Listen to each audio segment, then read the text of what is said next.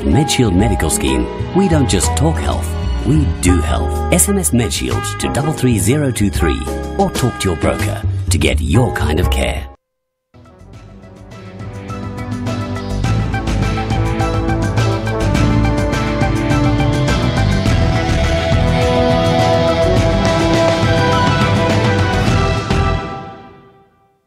Preparing a child for school is more than ABCs and 1, 2, 3s. Children are learning from the day they are born, and nurturing relationships are the essential foundation for learning.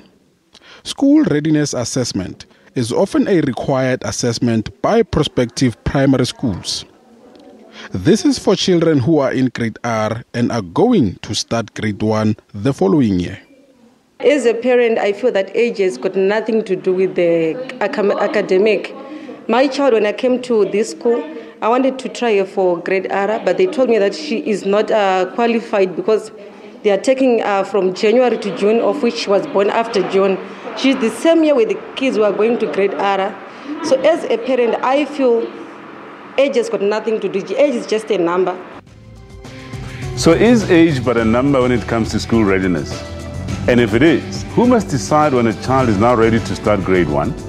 Is it the parent, the government, the school, or the doctor?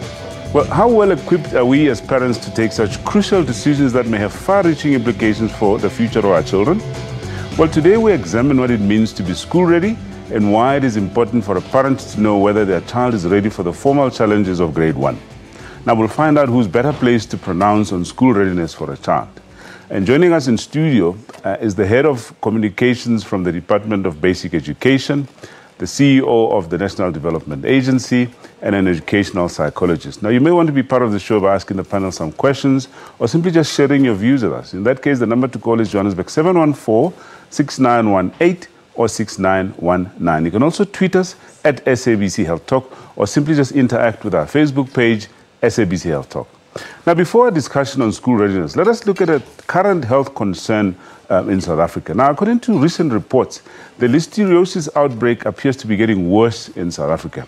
And for a latest update on this story, we're joined on the line by Dr. Juno Thomas. Dr. Thomas is the head of the Center for Enteric Diseases at the National Institute of Communicable Diseases, or NICD. Welcome to Health Talk, Dr. Thomas. Thank you very much. All right, Dr. Thomas, I mean, should we be worried? We saw in the recent reports that, in fact, the numbers, have increased from over 500 when we looked at this in December to over 700, and the death toll is now at about 67. What is the latest on this? So, as you point out, there's definitely been increasing number of cases between December and January. And we are seeing ongoing cases being reported to us. So the outbreak is definitely not over, and we are seeing many cases within the past week. So we know that we still are facing the problem. And what about the death toll? We're still at 67, is that correct? So the outcome data, in other words, whether a patient survived the illness and then was discharged or unfortunately died from disease, we don't have that for all the cases to date. Yeah. We are going to be releasing another situation update later today, which should have better data. We have been getting more reports from healthcare facilities and from Department of Health officials, so we're collating that today, and we'll issue an updated report later. All right. It appears that most of these cases, are in Gauteng. Have we been able to identify the source? So, unfortunately, we haven't to date. As you say, most of the cases, and in fact about 60%, have been in Gauteng, and that seems to be where the outbreak started. So, our thinking is that the contaminated food product is likely produced or distributed from Gauteng, and it's then likely perhaps that more people in Gauteng have access to this food product and eat the product.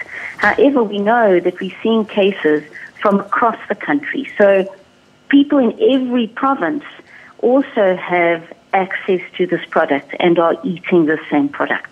Yeah. I suppose the most important question then is, knowing what we now know, what can the public out there do to ensure that they do not get infected by this bug, Listeria? So it's important to remember that most otherwise healthy people will not get sick even if they eat food that is contaminated with Listeria. There are high-risk groups of people, including pregnant women, very young babies under the age of a month, those aged over 65, and those with weak immune systems, for example, due to HIV, cancer, liver or kidney disease. So those are the groups that need to take particular care with their food safety.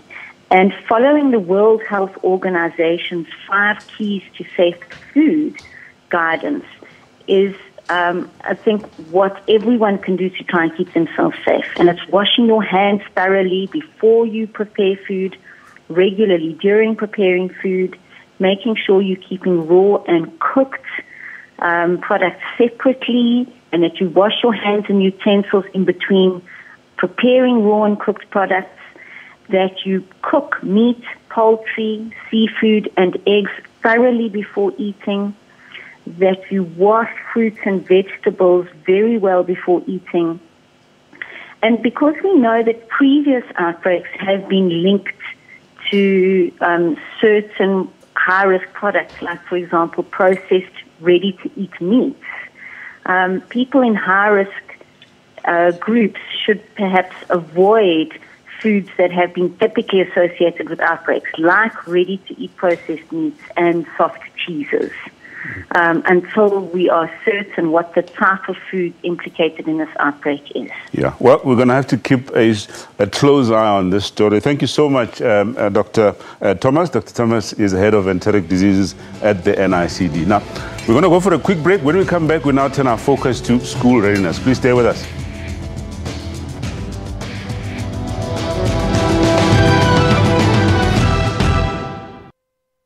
MedShield, embracing our members in good health since 1968. It's so good, nothing else can replace just your slightest embrace. And if you only would be my own for the rest of my days, I will whisper this phrase, my darling, c'est si bon. If we're talking health, then let's talk seriously. Rights and recourse tackles constitutional issues.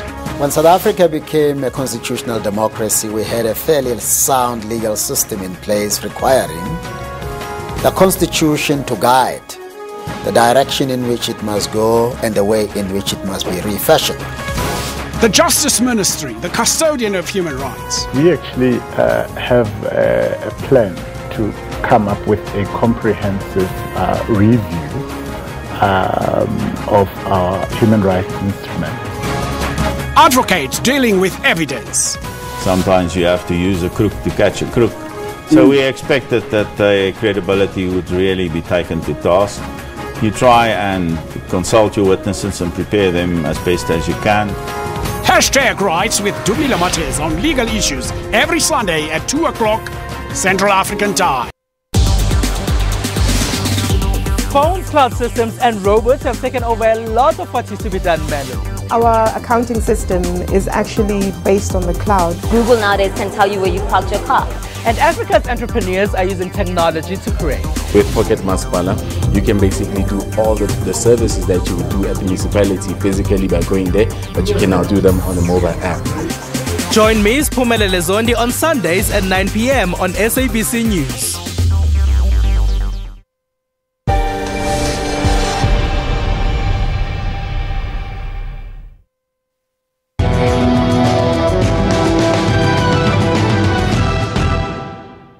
The dilemma of when a child is ready to start school isn't new.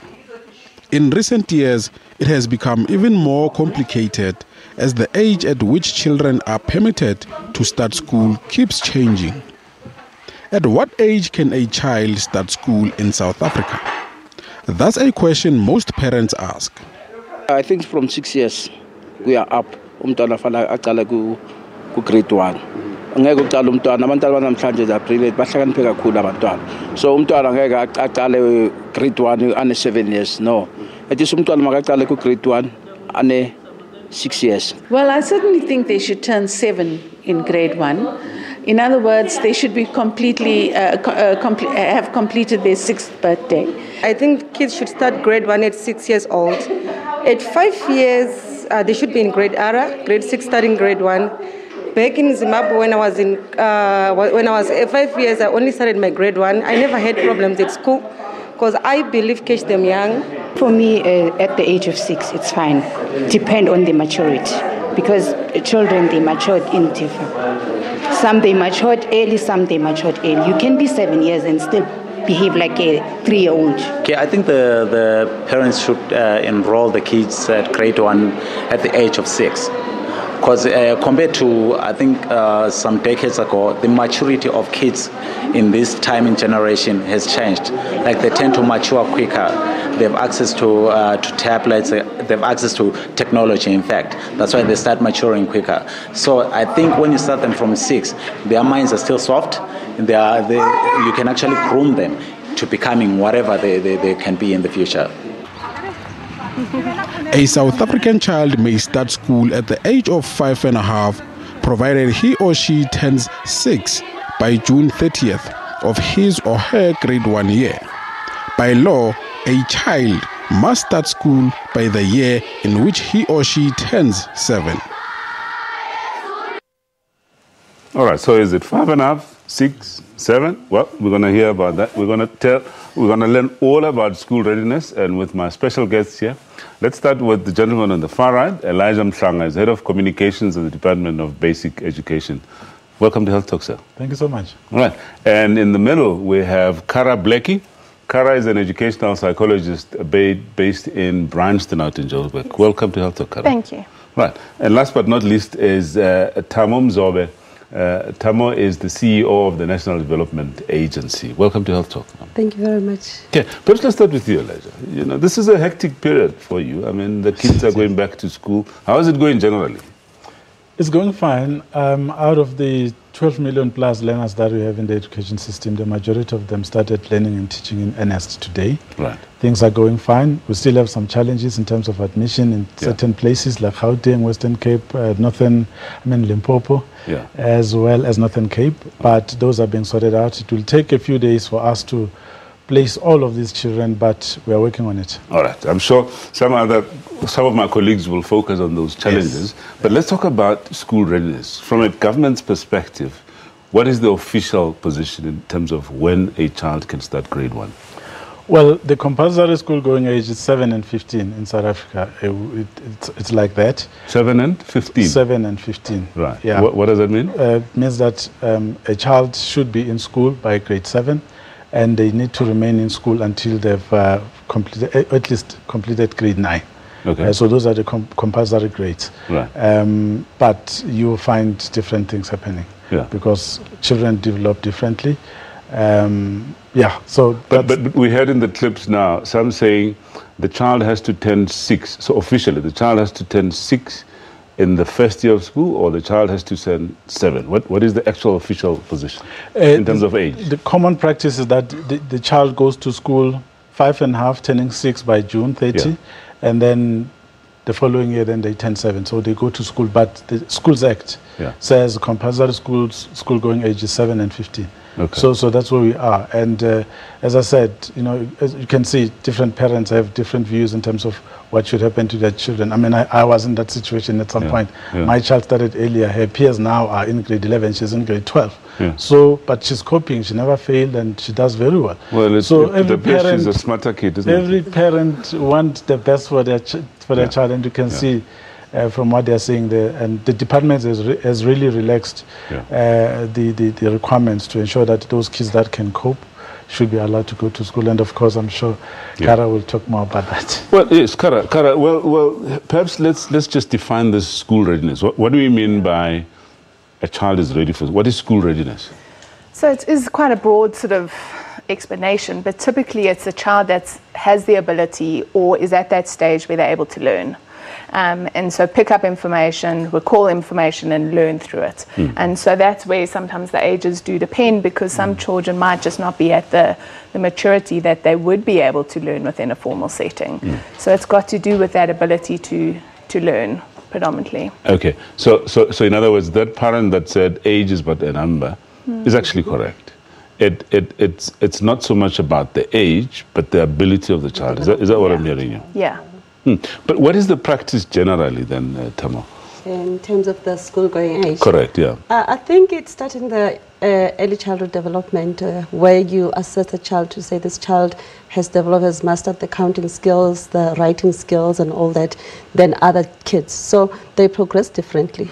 So as they reach grade R, as in formal schooling, that's where you assess now in a more formal session to say, no, this one is ready to be taken in. Some will be ready even, they're 5, not 5.5 as per year. So they're able to recollect what they've been taught. They're able to be independent, they can socialize, there's confidence and all that. So the level of wanting to know more is already there, because when they're having exposure to early childhood development, their minds are still like sponges. Right. So it reflects better when they come now to formal schooling to say they are ready. So let's get back to that question, who decides? What role do schools play in deciding whether a child is ready or not, if at all? No, schools do play a big role. For example, in the case that I was referring to, my own case, it was the school that determined that the child was ready to proceed. Right. And I was happy with that. But there are also cases where parents are not happy. In this case, they will appeal. Sometimes they'll go to Kara and say, help me with an assessment. And then they bring a document that confirms that indeed the child is ready to proceed to start formal schooling. So there has to be a concerted effort.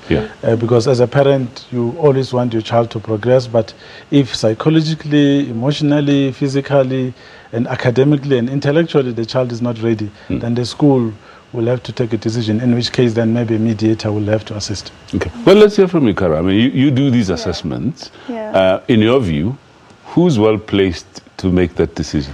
I think, as you say, it has to be from all different parties, but I have found that in my practice that often the school does have the final sort of say. So even after an assessment, if their view is still that they don't feel that the child is ready due to age or maturity or whatever else, even after the assessment's been done and certain sort of results have been found, they often do sort of do the final say and will decide, no, we recommend the child to, stay in this year or not progress. So for me, I've found that often the school has a little bit more say with that, which often the parents might disagree with or agree with.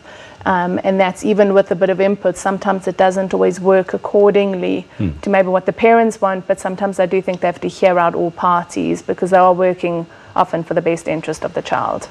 What about early child development centers? I mean, do they kind of make those kind of, or input at least, or recommendations? They do make that input. That's why it's critical that there is a concerted effort by parents to engage frequently and on continuously with the teachers in the ECD so that they learn and understand the progression of the child in terms of emotional, social, physically and all that.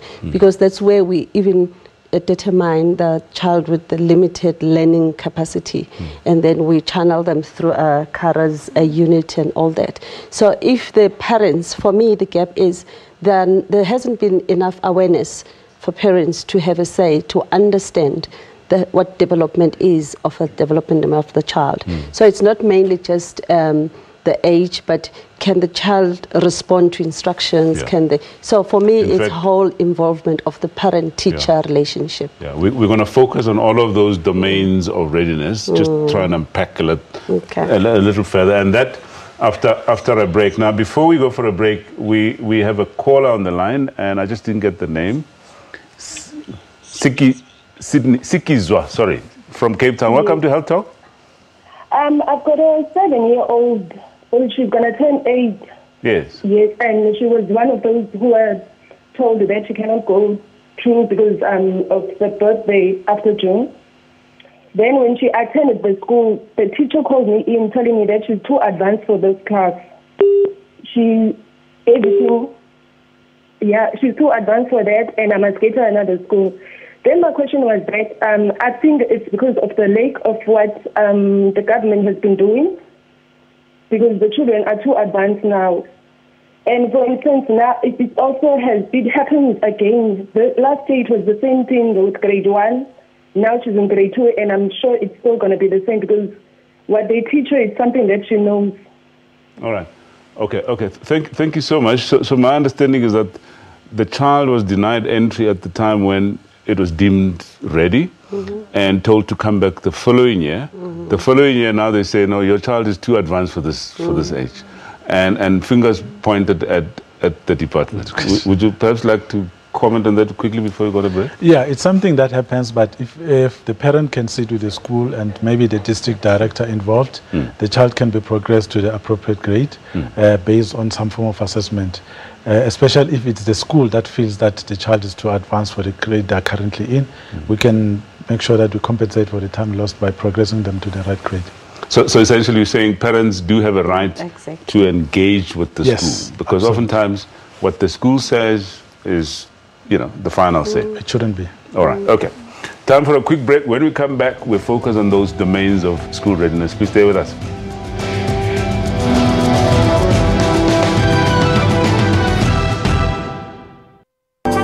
If we're talking health, then let's talk seriously. It's so good, nothing else can replace just your slightest embrace. And if you only would be my own for the rest of my days, I will whisper this phrase, my darling, c'est bon. MedShield Medical Scheme doesn't just cover you when you're ill, we'll help you stay well. We take an in-depth look of all your stories of the day across the world. Last month, Mkhwebane said that the bank had failed in its duties to protect the public by not ensuring that ABSA repaid an apartheid-era bailout given to the failed bank, Bank-Corp. The rand fell nearly 2% on her remarks. My effort, in my opinion, is going to be to build a Zimbabwe that I believe in, as opposed to remaking a Zimbabwe of the past that I cannot do anyway. So I'm absolutely clear on this. We need to start showing more commitment by government that they are committed to working with business, and therefore that should start to stimulate confidence, and with confidence comes investment, and with investment hopefully comes growth. Stay tuned to Primetime News every day from 18 hours. We cross live, give updates and cover sport. The observer missions, what are they saying? It will be a very difficult announcement to make, to say whether these elections have been free and fair. 1 in every 100 people are diagnosed with arthritis daily. In an effort to raise awareness, a handful of elderly women, they took to the streets of Soweto to stretch their fight against the ailment. Western Province upset the Sharks by 33 points to 21 to be crowned the 2017 Currie Cup champions at the Kings Park Stadium. In Durban.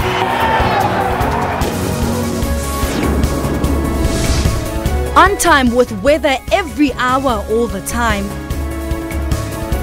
For all news, stay tuned to AM News every Saturday and Sunday at 1000 hours Central African Time.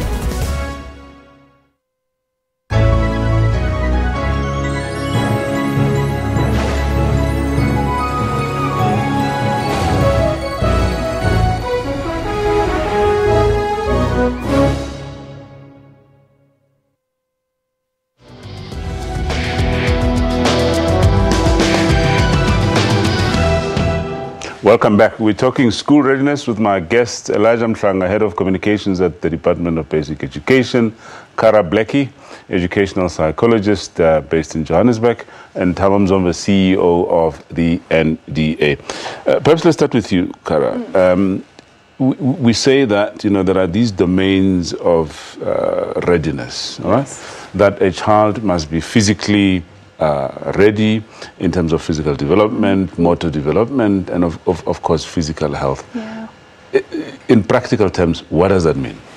So from the physical point of view, there are so many different aspects to it. So, you know, from a gross motor point of view, which is more controlling your limbs and your body, you would want a child to be able to sort of, you know, run and jump and stand on one leg and have sort of control of their body movements. As much as parents might think that doesn't really assist in terms of the learning process, there's so much of the development side that would then retain to concentration, attention, other forms of development as well.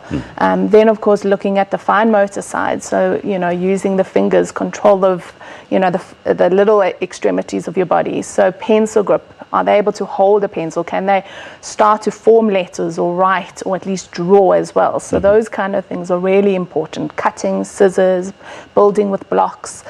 From the physical side, it's also, I think parents also forget the visual perceptual side, the auditory side. So not just that they can hear, but can they actually understand what they're hearing in any language, but as long as there is some sort of understanding to it. And then also the visual perceptual, building things, putting things together. Because when they get to grade 1, there are going to be tasks that really will require those skills in terms of listening and then performance as well. And then I think the physical side, I think we can't forget is general things that parents can observe at home. Do they dress themselves? Can they eat with a knife and fork? Do they go to the bathrooms by themselves? All of those kind of things are also vitally important when they're going to go to grade 1, because there aren't all that support that would be sort of how they would have been in grade R. On what about the emotional side, yeah, psychological side? Because there's this notion of separation anxiety that, you know, these kids experience, especially first day of school. Yeah. Is that a function of poor development, as it were? So the emotional side, I think, is the most challenging one to understand for parents, for teachers, even for a professional like me, because there's so many different facets to it. It can be personality, so it could just be the child in terms of how they are. They might be a little bit shyer. They may not like big groups of people. So for understanding in terms of what their personality is, but then also what the implications that could be within a grade 1 setting. But typically, yeah, the emotional side is important. Peer relationships, can they get along with peers? How do they respond to, you know, a teacher giving instructions, following through? The emotional maturity is vitally important. So the separation, do they separate easily? But then also, are they mature enough that they understand that this is a little bit more formal, that when they're asked to do something, they'll have to do it, that they can't, you know, just go and play like they used to do. So there's a big shift from grade R to grade 1, and it can become quite a challenge for certain kids from an emotional point of view. Okay.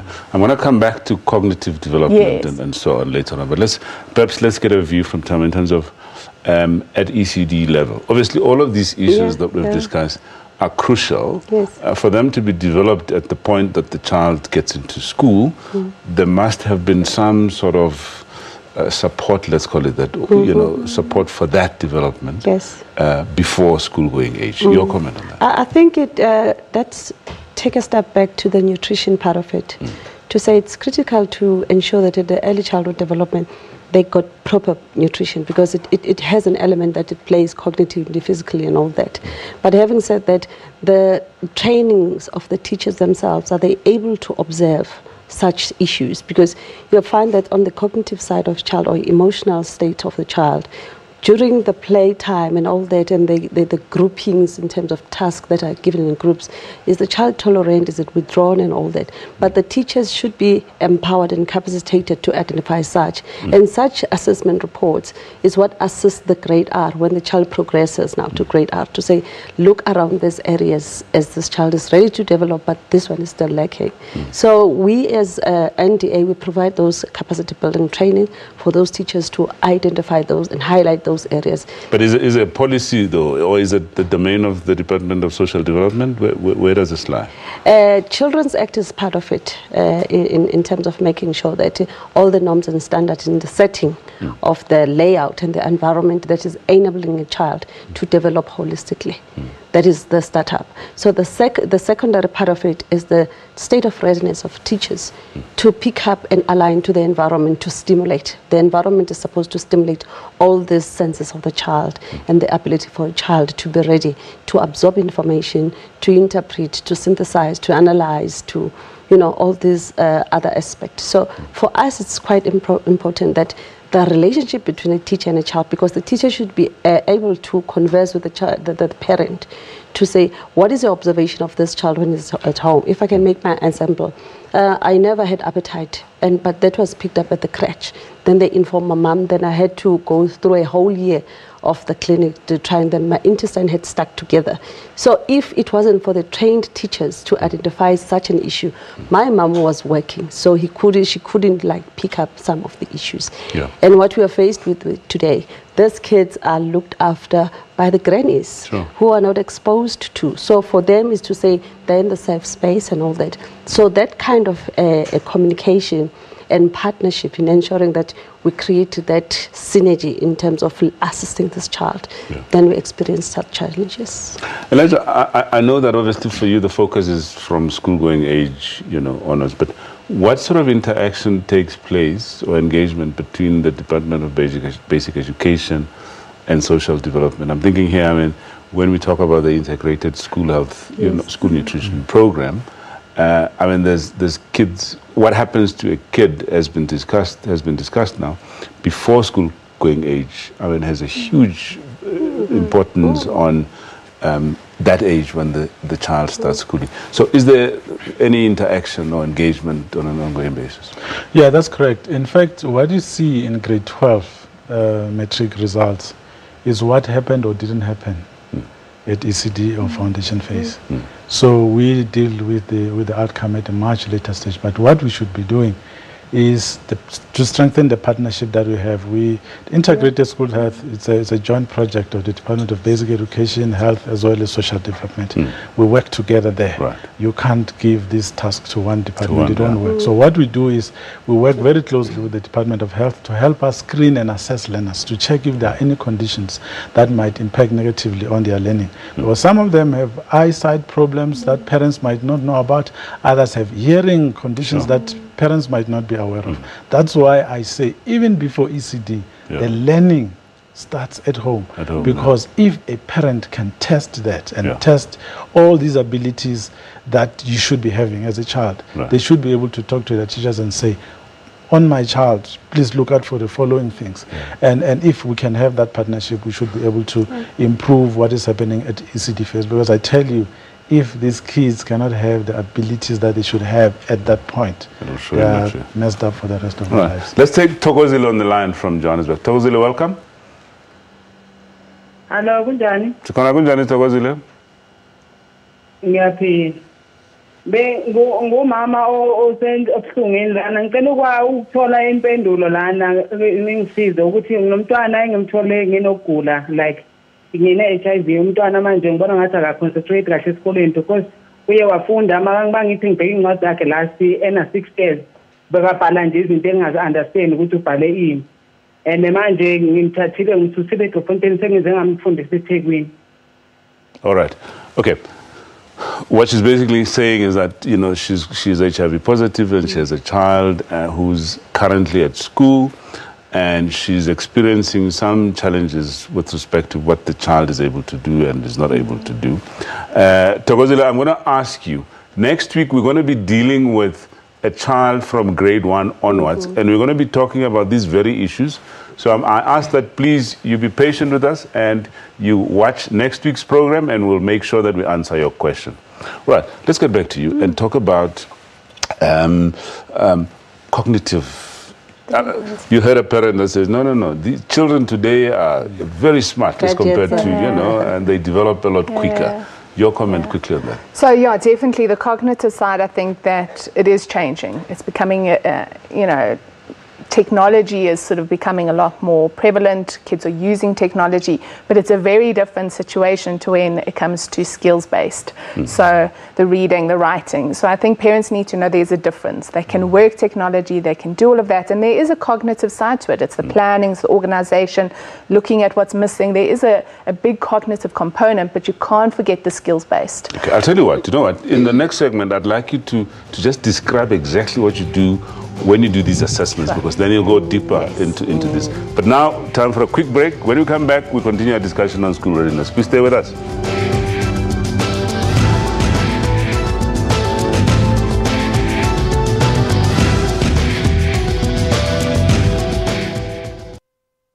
MedShield, embracing our members in good health since 1968. It's so good, nothing else can replace just your slightest embrace. And if you only would be my own for the rest of my days, I will whisper this phrase, my darling, c'est si bon. If we're talking health, then let's talk seriously. With the stories of abuse from the other 8, but they haven't been ready to pursue any angles. They've offered their support. They've offered the comfort to the 8s, and it's been an amazing journey. It feels like your heart actually literally sunk in your shoes. It wasn't a long encounter. I think at the time I froze.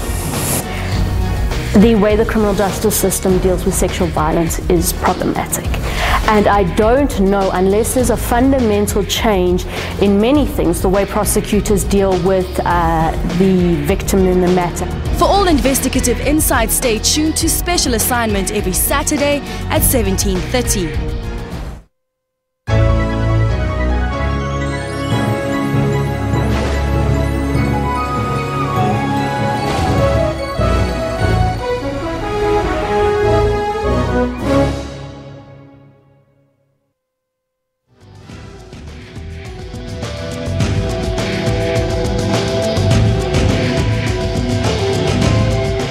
Welcome back, and thank you so much for staying with us. If you've just joined us, we're talking school readiness with our guest, Elijah Mhlanga, Head of Communications from the Department of Basic Education.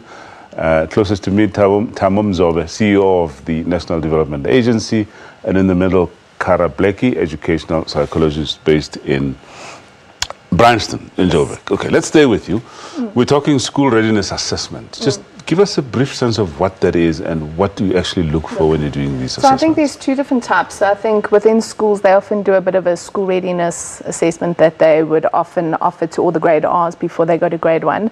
And that's a little bit more skills-based. So they would assess, their ability to form letters and write and do this task and do that task. And there's a slight sort of emotional component as well, where they might see if they're mature enough or how they are with peers. But I find that those assessments sometimes confuse parents a little bit because they don't always understand what was done, how it was done.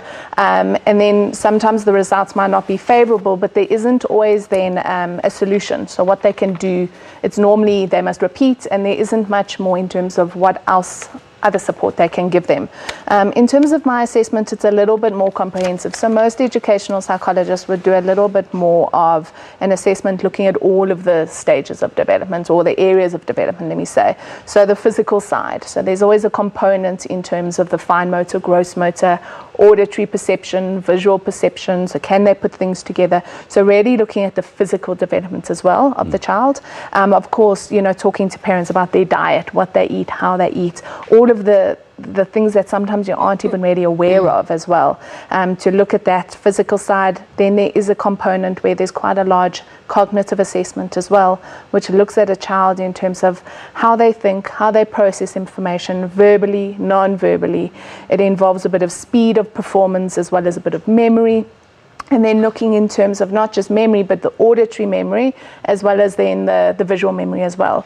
So from there, you can get a good idea in terms of, can they take in instructions? Can they perform a task? The verbal side can get a bit tricky because some children aren't always taught in English. And if they do go into an English medium school, there sometimes is a bit of a lag.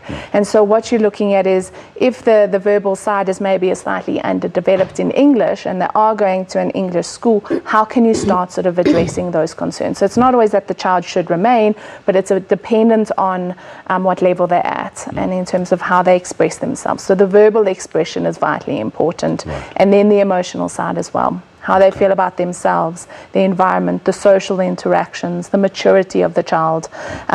So from that assessment, you can get sort of a holistic viewpoint of a child. And who's qualified to do this kind of test? Only educational psychologists? So educational psychologists are predominantly focus more on children development. Right. Of course, counselling, clinical psychologists can also do these assessment tests, but it depends in terms of what their sort of speciality is. Typically, from an educational point of view, looking at the skills, educational psychologists would be best to normally contact. All right. Tamo, clearly not all parents would have access to such special people, but before I get to that, there's one of our viewers who's just sent us a question, clearly motivated by what we're talking about in terms of development. And Elizabeth, I think is her name, from Soweto, who says that, how do I start a crèche? Very briefly. Okay, starting a crèche, you call our officers. We have development officers who are ready to assist you, but you must be having a constitution which we assist you to develop. It must be a minimum of 5 people that will form a structure so that your constitution and you become a legal entity. Then there are processes that we assist you with to assess the environment, to assess the capacity and all that. But you must have an identity. Where can they get all that information? We'll leave the numbers for a National Development Agency as well as Social Development. Okay, all right. Okay, let's get back to that question then. Access to these school-ready assessments. I mean, isn't that an issue in the country? I would say it is an issue, coming from a background mainly of the rural development, because even townships, these are more accessible to, I can term, elite and affording parents who are exposed to such information, because everything begins with information, the awareness that we do in terms of programs. But when we don't have such dialogues with communities, they hardly know. So part of National Development Agency is to have those community mobilization, community dialogues to talk about such issues, where we invite all relevant departments to present on what they can do and what they do and to assist the communities. So it is within such environment, so we're able to take such issues for referrals, and we follow up on how the issues were resolved in terms of being problems. But we find that mainly in rural development, in rural areas and in township and peri-urban areas. And also the issue of following up from the crèche, to follow up these kids until matric. Like tomorrow we'll be having such a brief with the media through Minister of Social Development to say we followed up on these and they've exceptionally done well. So it is such interventions that we need not to break the value chain from the ECD, because first 1,000 days of a child are critical. It's where the investment goes in fully. If you miss that first 1,000 days, you'll struggle the whole of the term. And Elijah, from a department's point of view, there's no policy requirement for a child to have had a school readiness assessment, is there? Just to confirm. There's no need. It will only occur where there's a need, and maybe the school has been approached by a parent who's aggrieved and a need for such arises. If otherwise, most kids proceed without a need for that. Okay. Of course, we're not saying there's no need for a school readiness assessment in general, but we're saying, you know, for that insistence. But just the issue about cost. Yeah, so it is a fairly and I'm asking you. It is a fairly expensive process. It really is, and that's where I think that certain parents find it quite hard to afford it. There are certain centres that are able to offer a reduced rate, that work with communities. And that's where it really is important for parents to listen to the teachers. So when they do their sort of brief school readiness sort of assessment, to really listen to what the sort of concerns are and ask what can be done further. Because it's not always necessary to do a full assessment unless, you know, you sort of hear in terms of what the major concerns are. Sometimes I do find that schools sometimes do require the assessments when it becomes more of a concern where the child really has significant delays and they need to go to a special needs school or a remedial school, then it's necessary. And then parents will have to, you know, try and find ways to afford it or see what they can do, because that's when it's necessary in terms of placements and school placement in particular. And last question before we go on a break. So clearly from your experience, you do these assessments and there are instances where a child passes or a child fails. What's the split from your experience? That's the hard part, is that in my view there isn't a pass or a fail. Firstly, it's about severity of difficulties, and then secondly it's about access to services to assist. So the difficulty is that if parents are unable to support financially or the school system, so if they need OT or speech therapy or anything like that, if those services are not available, then it's not that the child wouldn't cope in grade 1 with all of that support, it's that that support isn't available. So then it sometimes is beneficial for them to get and repeat grade R. If there's more support, then you'd sort of waver it a little bit, dependence. So it's not a test in that sense. No. Before we go on a break, let's take Tozama on the line from Cape Town. Tozama, welcome. Thank you. Bengicela umntana xa efumene i-experience of sexual assault ngomnye umntana eklasini ascratch in a private part, what procedures as a parent should you take? Because last day it happened last day, and then I was not satisfied with into abayenzayo. All right. It's called the principal. Yes. All right. Okay. Thanks, Tozama. We will try. I think we may want to address your question during next week's show. But what Tozama is asking is, if her child is sexually molested at school, what procedure should she follow? It's clearly a very important question. But Elijah, maybe I'll give you an opportunity when we come back after the break, just to briefly respond. Okay, time for a quick break. When we come back, we now go to our final segment on school readiness. Please stay with us.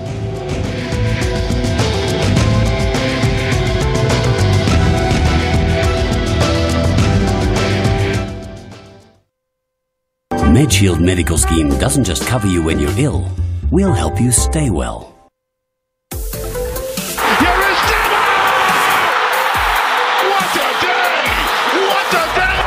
Goes, he's still going, he pops it up, he says to Peterson, easy as that. What a response it is from the Cheetahs, brilliant score. Imran Tahir produced a superb performance with the ball. The Proteas leg spinner put his side in the driving seat, scalping 3 wickets for just 18 runs. Gifton Gope is flying toward third, and he is there with a triple,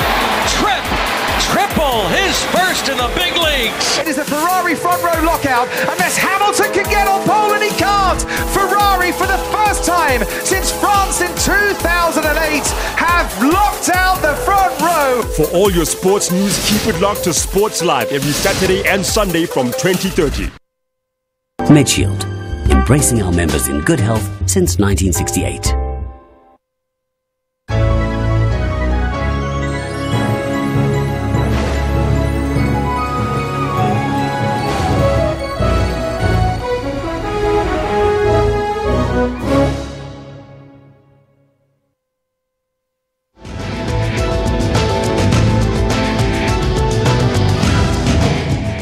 Welcome back. We're talking school readiness with our 3 guests here.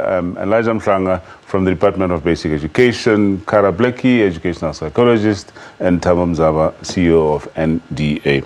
Now, ladies and gentlemen, before we went on a break, Tozama came with a really an important question there to say, you know, if my child is molested at school, and I think the point is it can happen even, you know, before school at ECDC. What procedure should I follow? Perhaps let's start with you, Elijah.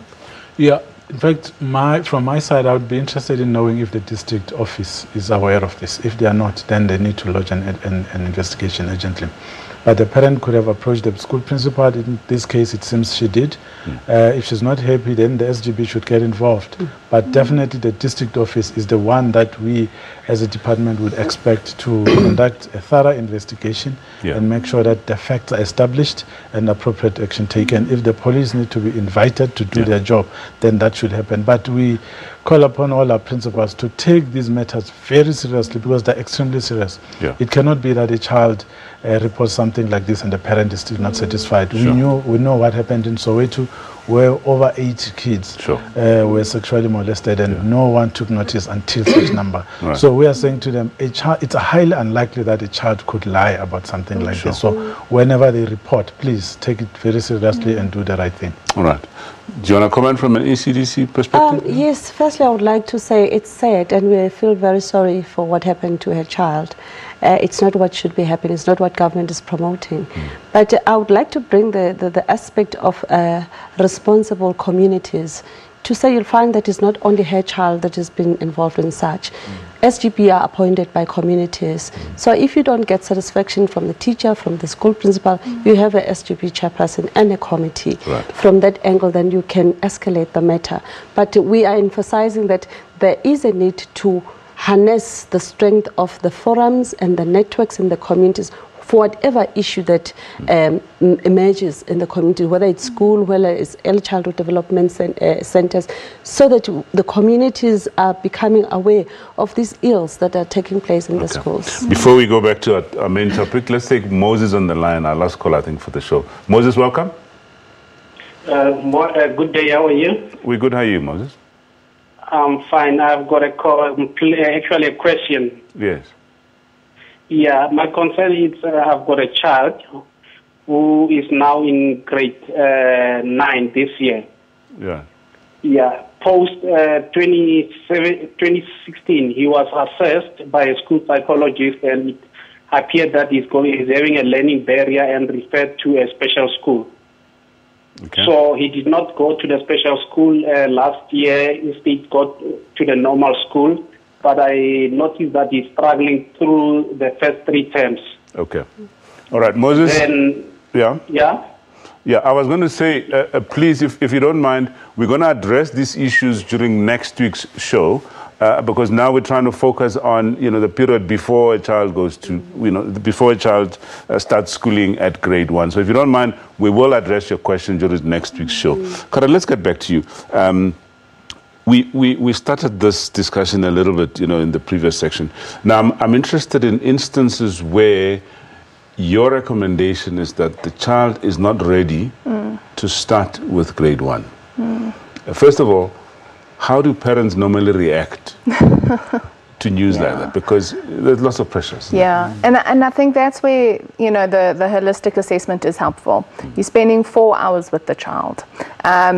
You have a good idea in terms of from the assessment test, because it's not just one test, it's about observation, it's about, really analyzing the child in a deeper form, that I think sometimes after that they're a little bit more aware and acknowledge certain things, which I think is helpful. I think that it helps that I'm not always affiliated with the school, so I'm not just following what a teacher says, but I've done my own evaluation. And often I find that parents will say, okay, I did see that before, I did pick that up. And so I think it's not always that they've never seen these concerns, it's just that they maybe didn't realize the impact of those concerns on school readiness. So I find that after assessment, some parents are a little bit more open to understanding why the child should remain in grade R and not be promoted, and other parents aren't happy with it. Other parents would often try to fight it, and that's then their process to be able to go back to the school and say, even after the assessment, that they want the child to be progressed. But then I say to them that there is a lot of support that they have to put in through extra support, OT, speech therapy, dependent on the concerns. And then even that, if the child isn't emotionally ready, it's not really fair on them. But it's quite hard for parents to take. I guess the other question is, what are the consequences of, just simply ignoring the recommendation and just putting the child in grade 1? So I think from an emotional point of view, if the child just isn't emotionally ready and able to sort of learn in that setting, you're only putting more pressure on them. Grade 1 is a very difficult year. It's a big jump from grade R in all aspects. And I do think that if a child just isn't ready, they're just only going to regress. With the amounts of support that you can put in place, some children might sort of pick up, dependent on the school and the pressure the school puts on the child. But typically, most children would sort of struggle. Teachers aren't able to work hands on hand, one-on-one with children. So there is that sort of pressure that they need to be able to cope in that setting, which some children really struggle with.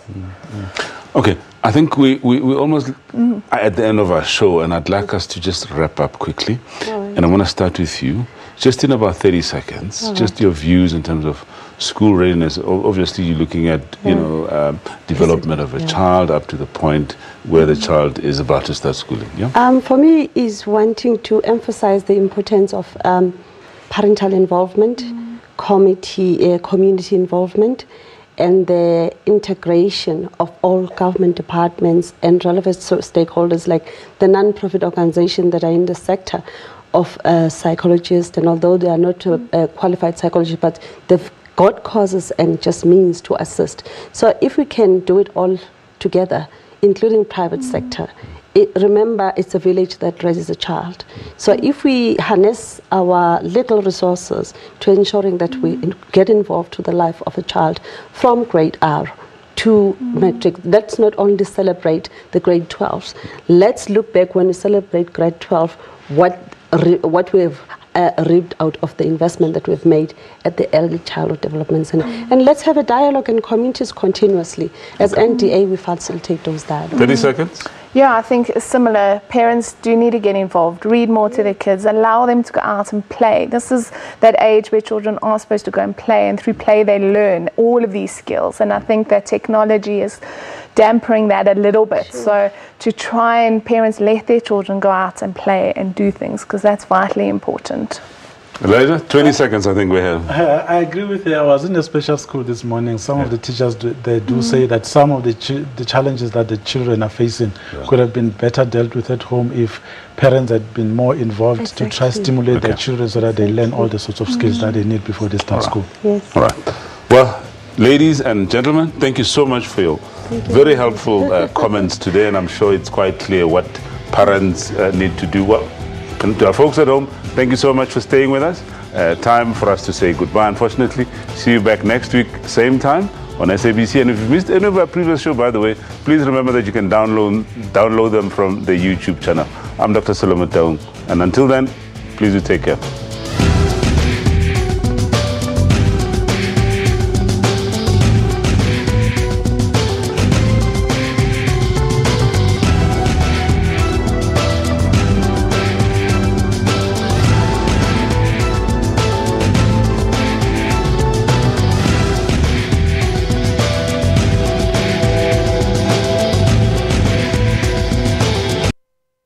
MedShield, embracing our members in good health since 1968.